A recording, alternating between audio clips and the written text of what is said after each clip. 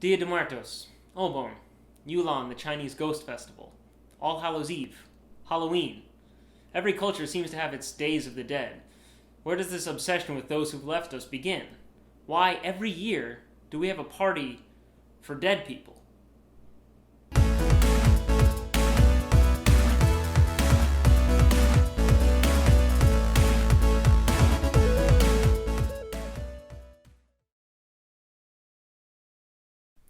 Primal man lived in a dark and violent world. Death loomed everywhere. Beasts, illness, the elements.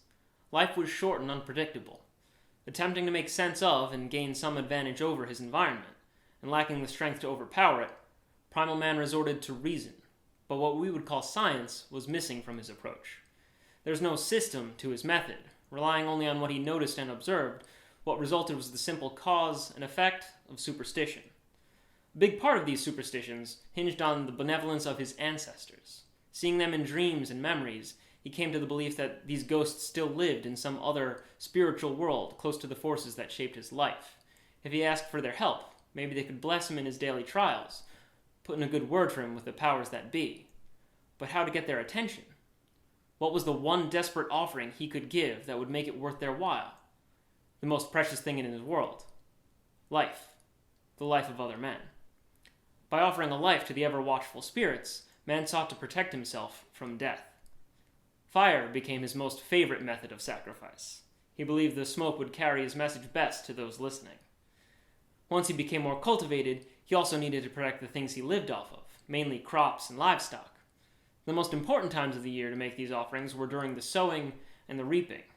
Harvest time was especially important because it stood on the brink of death's season, the cold, dark winter.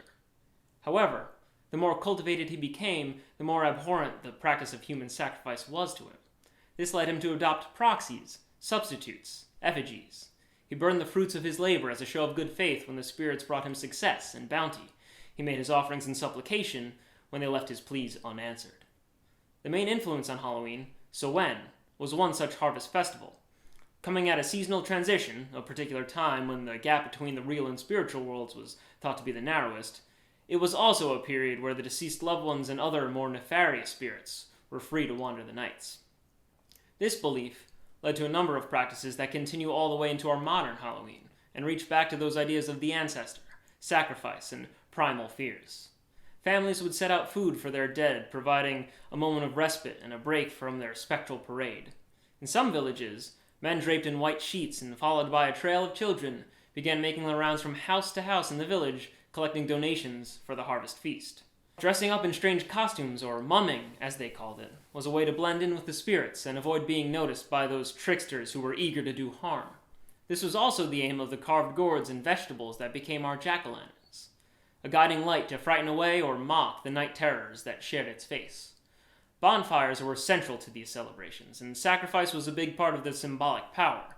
This time, though, it was vegetables and other fruits of the harvest that went up in flames, a show of appreciation for a good year.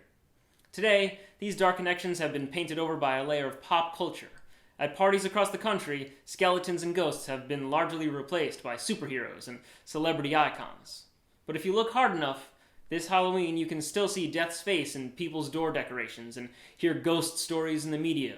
And there will always be that fascination with fire, reminding us to be grateful for what we have and whom to be grateful to.